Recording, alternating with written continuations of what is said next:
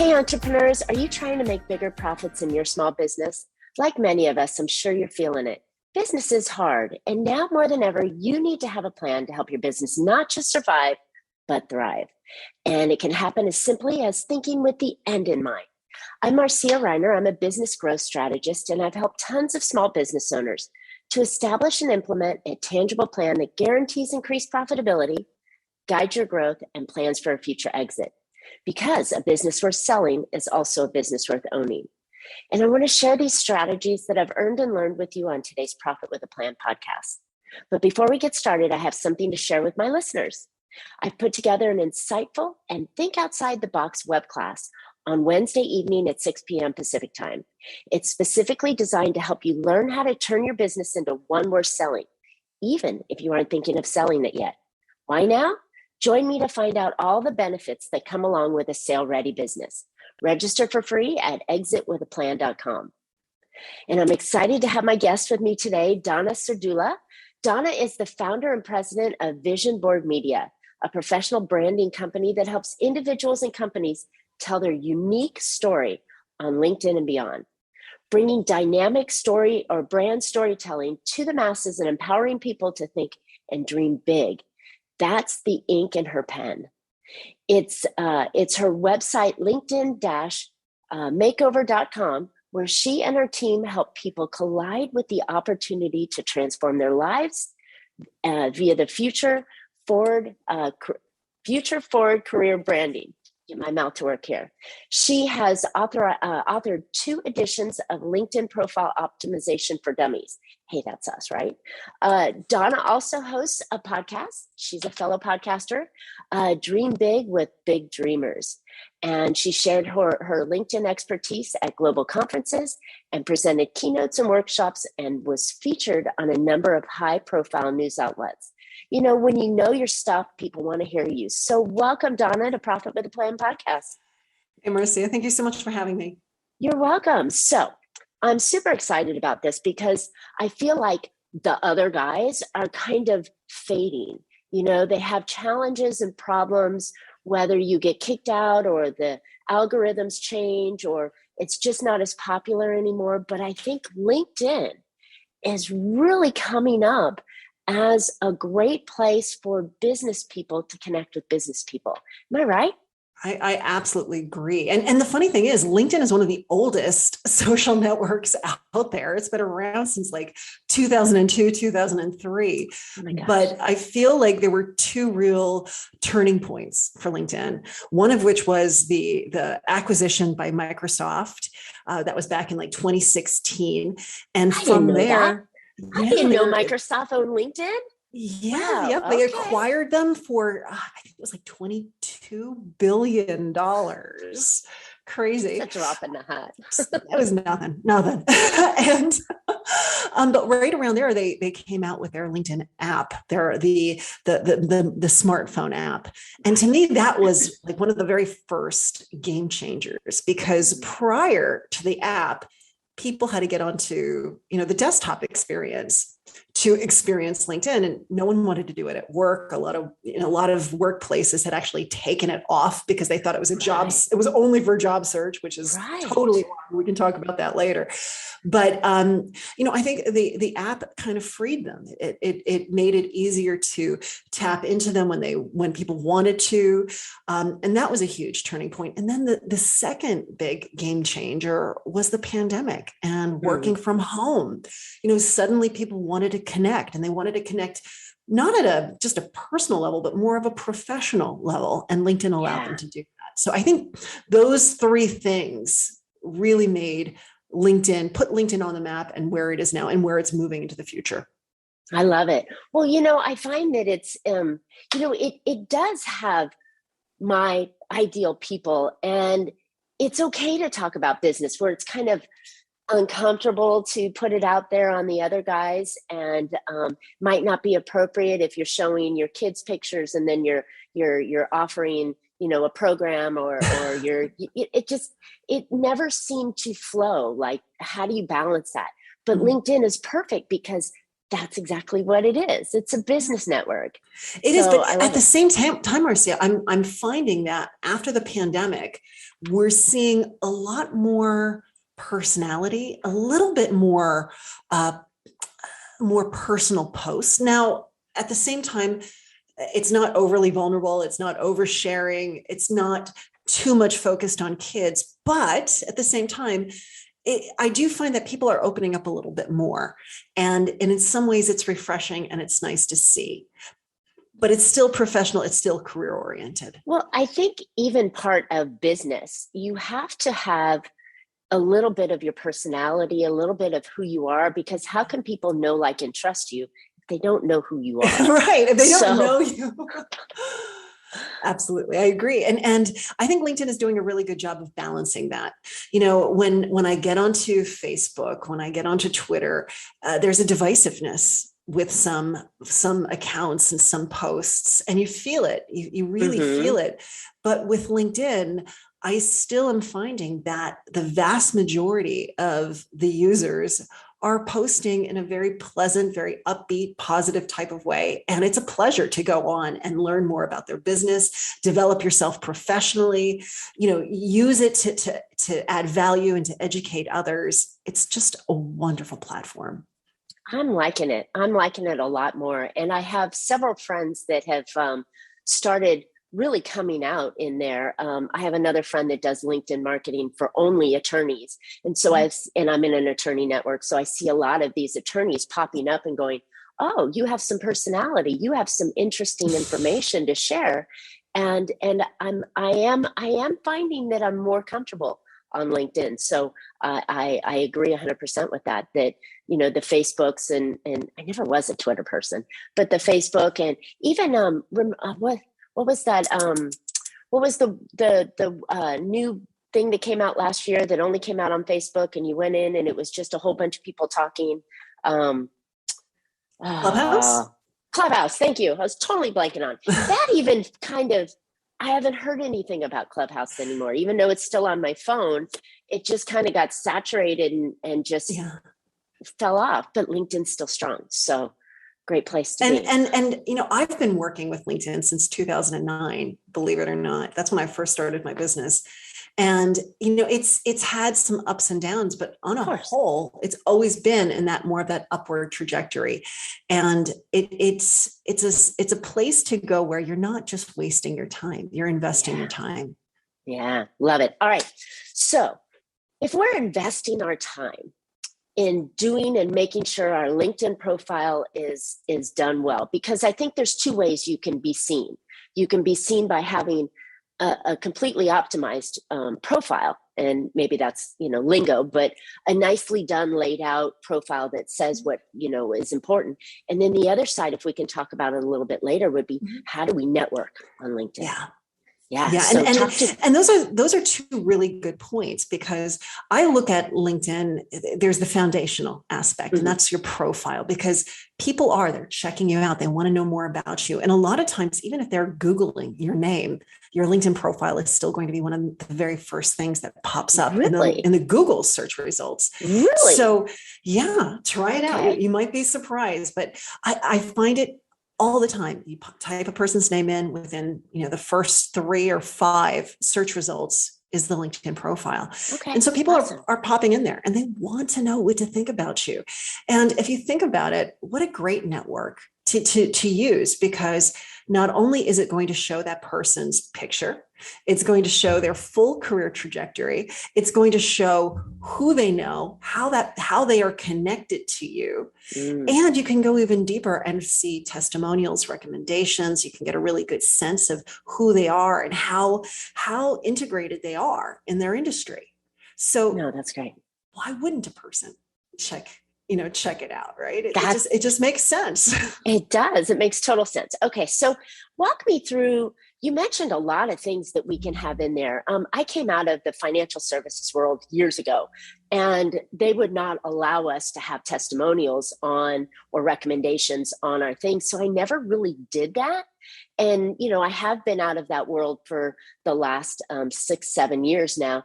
And I still don't, I think I've forgotten to go get testimonials and recommendations and put them on there, because social proof, isn't that what tells us that we did right and someone else believes us?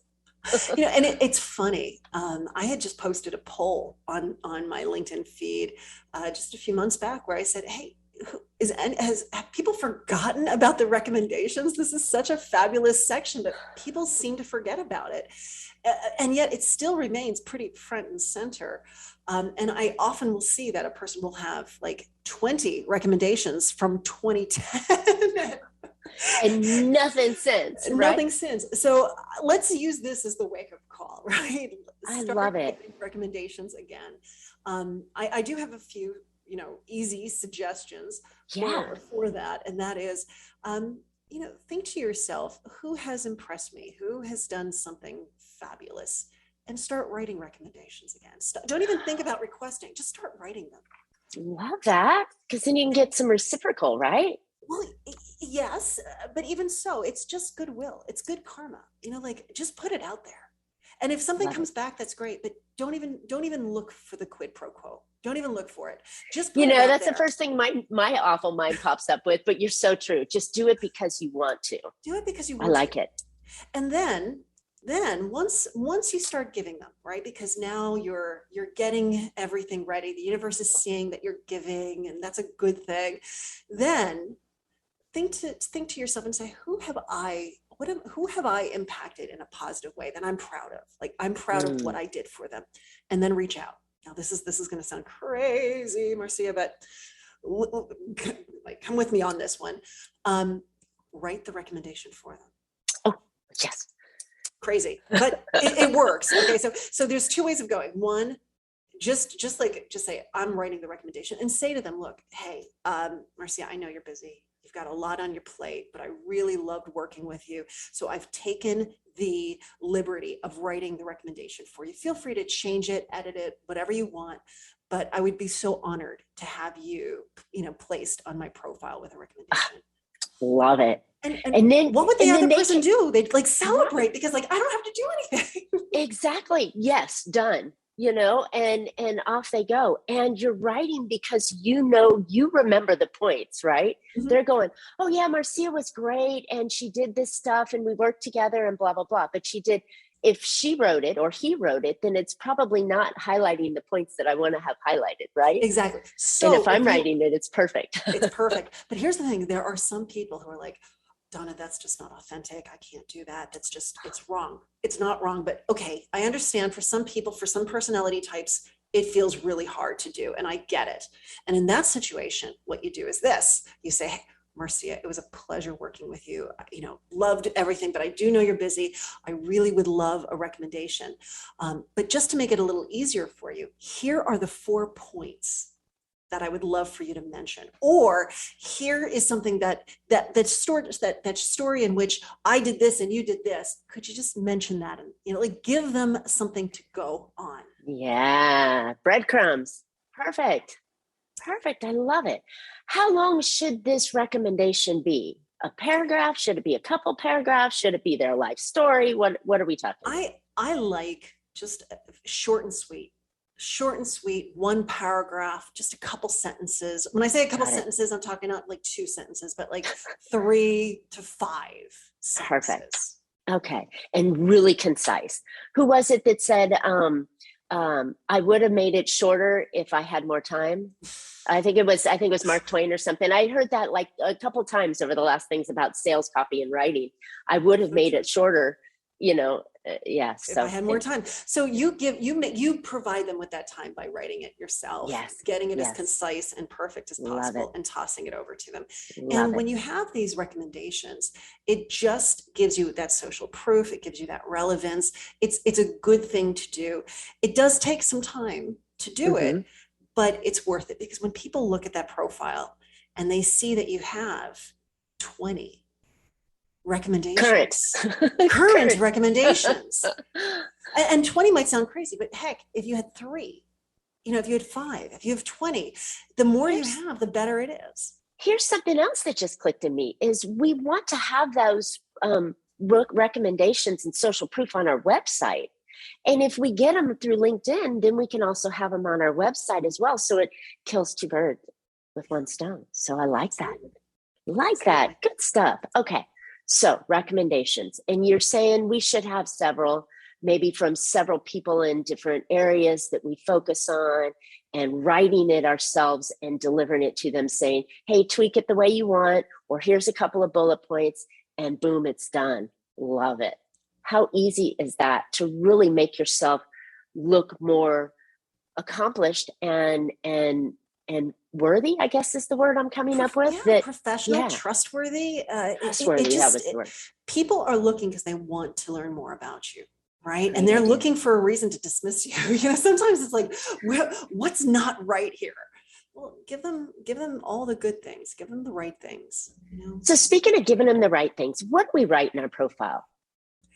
And there's so many things to write on your profile. Right. I say, start at the very top. The top is the area that everyone sees, and you want to make it look as delicious and engaging and as interesting as possible to make them want to keep scrolling.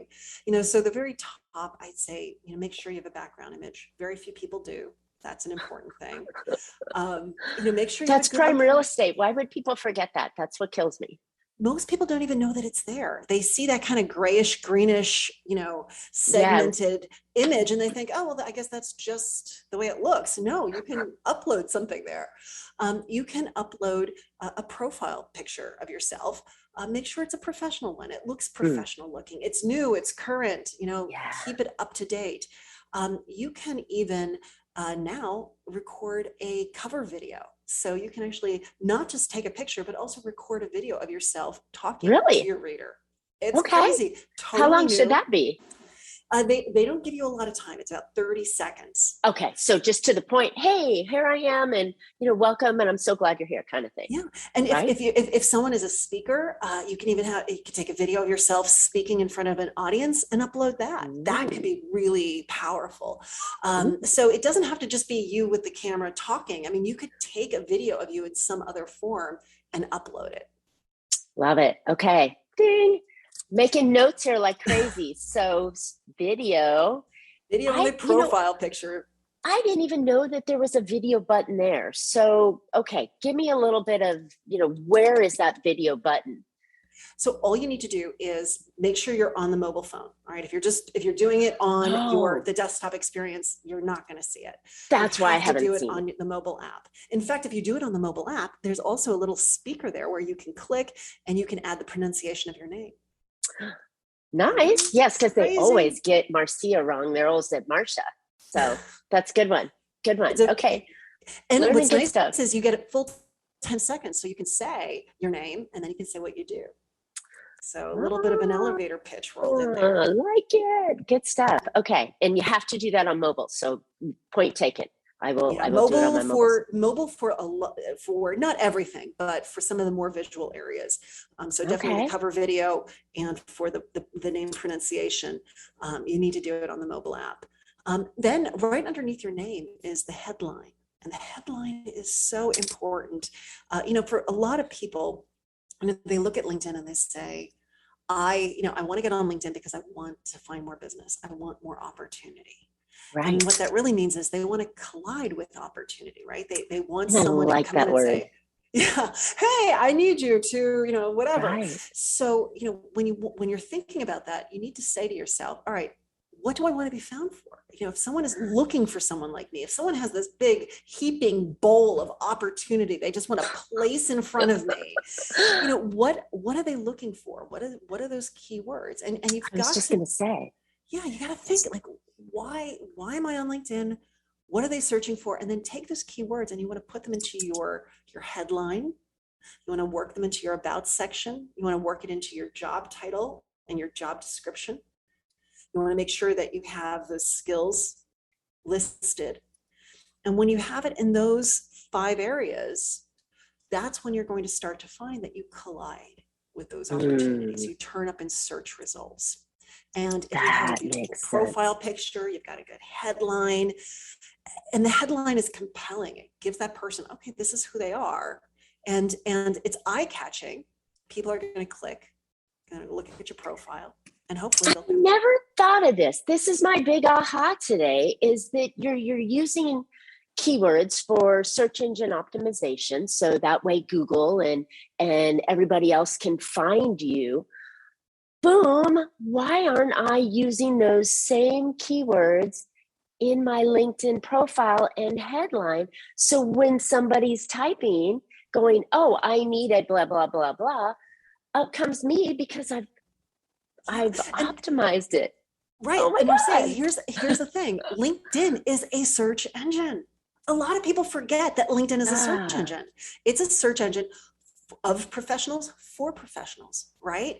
I mean, some people go to Google, but when you go to Google, you're going to get everything under the sun. But if you are looking for a business consultant, if you're looking for a realtor, if you're looking for, whatever it might be, you go to LinkedIn and you type it out. Not only are you going to find a list of people near you, but you're only finding those professionals, and you're able to see how they're connected to people that you know. I was just thinking that. How do you talk to somebody? Via introduction. Mm-hmm. Hey, Donna, you happen to know Susie. Would you introduce me to Susie? Yeah. Or, oh my goodness, Marcia just turned up here and she's connected with 5 other people that I know. So clearly, if she's connected to these 5 people that I know and trust, I probably will like her and will eventually trust her too, right? It's those connections. We like connections. So let me ask you a question here. And this may be a little odd, but I know that I am not using LinkedIn like that, and I should be, because now that I'm aware of all the bits and pieces, are my clients going to be using LinkedIn like that? Or is it just going to be one of those awkward guys that pulls me up and then makes me an offer in the message right after we connect? You're going to find that, yes. I mean, I'm not going to lie. There are salespeople on LinkedIn, but again, what are we talking about? We want that opportunity, right? So we're on it for the same reason. We're just going to try to do it in a nicer way, palatable, non-obnoxious way.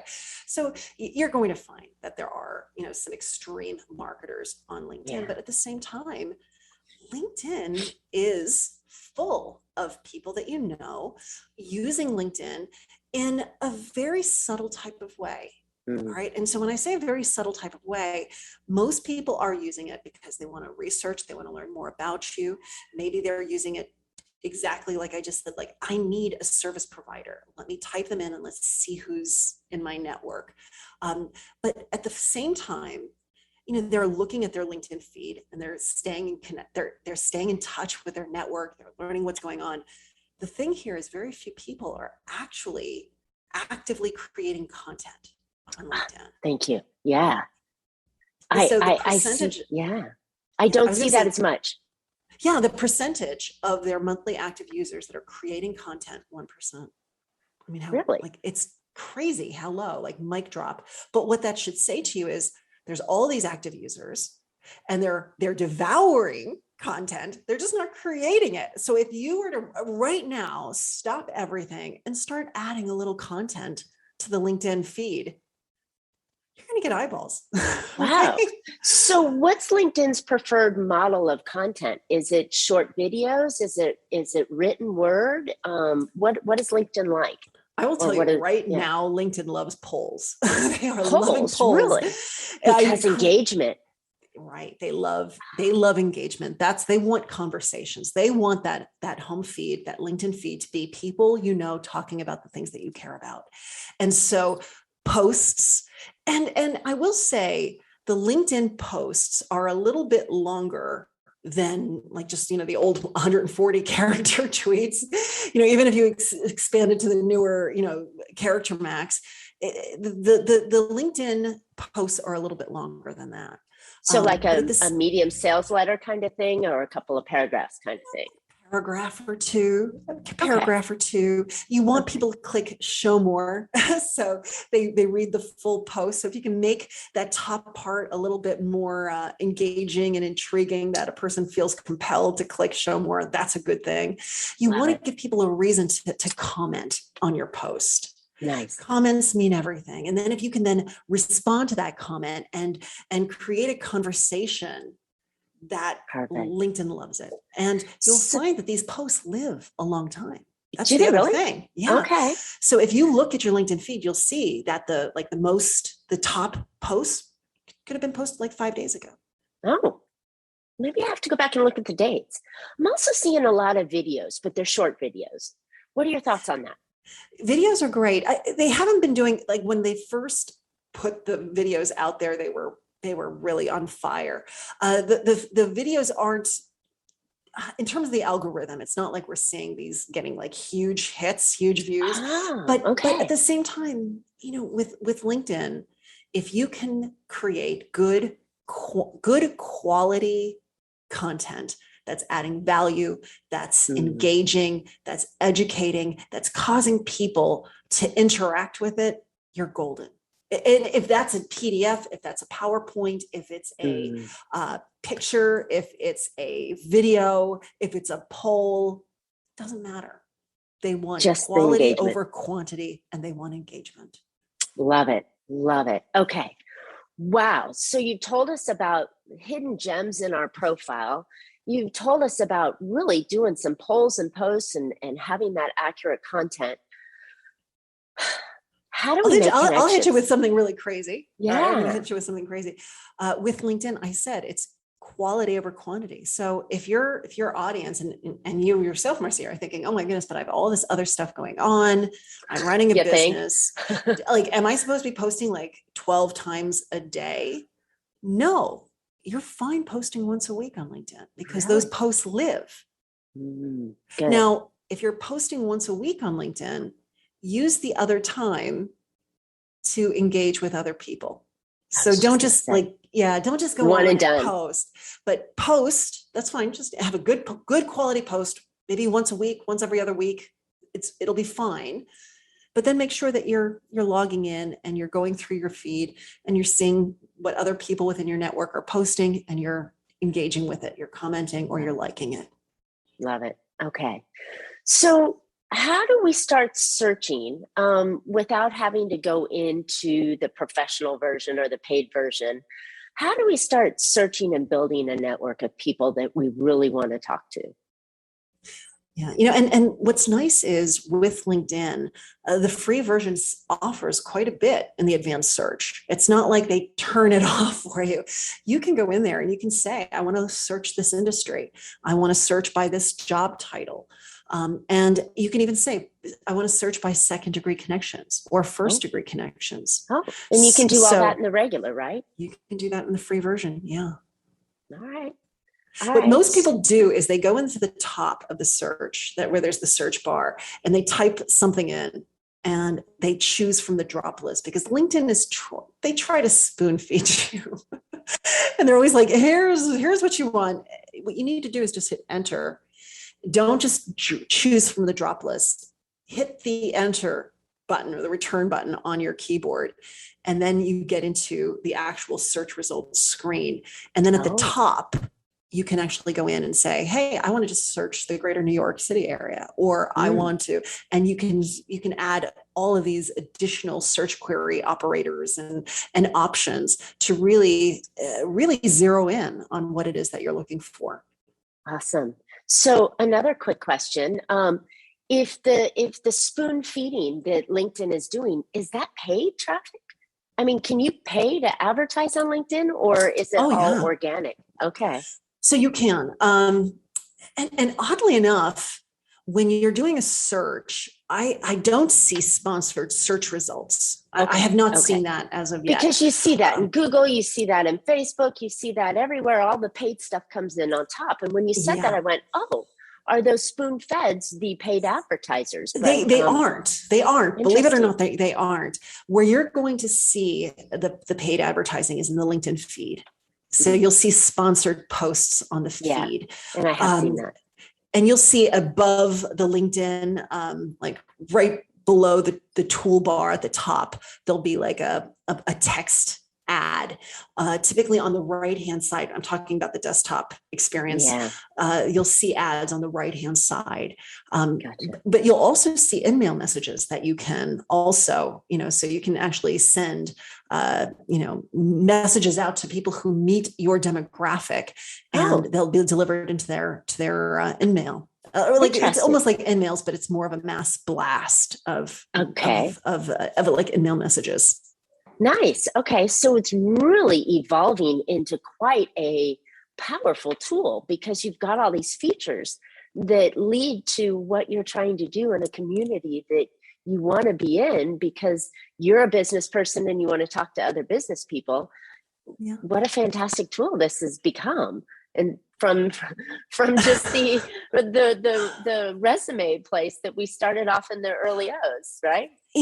Even then, it was truly a place to connect, and it did get this idea that it was really just for job seekers. And don't get me wrong, I mean, job seekers are on there, recruiters are on there, which is not a bad thing, but definitely open your mind up and see that this is a place to connect, to network, to communicate, to add value. It really is this wonderful platform. And, it's just, you just have to show up. You have to kind of an idea of why you're on it, what you're hoping to achieve. That's the strategy part of it, right? With anything, you should have an agenda of what you're trying to do. I mean, yeah. Like if you don't know where you're going, you're never going to get there. You go to the grocery store with a list, right? Or you should. But once you know that strategy, you optimize your profile, you grow your network, and then you start to engage. That's it in a nutshell. This has been fantastic. I mean, you've given me so many ideas. I've got a page full of notes. When we get done, I'm going to go in and start finding all these things. And I really didn't realize that it's different on the phone than it is on the laptop. And that's why I haven't, because I sit at my desk all the time. That's why I haven't seen some of those features. And maybe a lot of our listeners haven't seen those features either. So you've been a wealth of information and ideas for us. So thank you so much. Where can listeners find out more about you? Sure. So people can visit me at linkedin-makeover.com. That's our website. It's hard to write about yourself. So I talk about getting on LinkedIn and writing this profile, but who wants to do that? So you can actually outsource this to professional writers, and we'll do the profile for you. If you visit linkedin-makeover.com, there's a free resources section. I've got tons of free resources, one of which is a LinkedIn headline generator, which I partnered with a developer, and we've created this app. You just type in a few things and it outputs this beautiful, sexy, awesome headline that will get you more views, more opportunity. Love it. Okay. One more time. LinkedIn Makeover or LinkedIn-Makeover. Makeover.com. Awesome. Okay. Whew. I am going there because there is just so much that needs to be done on my LinkedIn profile for sure. And all the resources that we can connect with those people and be of value and do the things that we're supposed to do without, like you even told us, we don't have to be on there 12 times a day like that. That means we can work. It makes it like, isn't it this like sigh of relief? Like I can have success without having to spend hours. Yeah, which the other guys, you need to be so engaged, and it's so overwhelming. So LinkedIn is an easier path, and it sounds like it's more targeted for what we're trying to do as well. So love it. Thank you so much, Donna. So listeners, I hope you found a couple of ideas to put into your business that will help you become more profitable. No, I have. This has been great. And just a reminder, now more than ever, you need to have your business in a way that you can sell it in the future. And don't forget to register for my new web class, How to Turn Your Business into One Worth Selling. Even if you aren't thinking of selling it yet, there are tons of benefits to having a sale-worthy business. And it will be on Wednesday at 6 p.m. Pacific time. So go register for free at exitwithaplan.com. And don't forget, you don't want to really miss this class. It's going to be so much information for you. And as always, Donna and I would love to hear your questions, your feedback. Tell us, put your link in the chat and tell us what your LinkedIn profile is, and we will find you. And go check out her program as well so you can get that headline, right? It's so important for that. And while you're at it, subscribe to the podcast. We would love to have you around for future shows. And as always, you can catch Profit with a Plan on any of your favorite podcast players. And we're looking forward to more great profitable information on next week's show. So until then, make your plans and profit with them. Thanks so much, Donna. Thank you.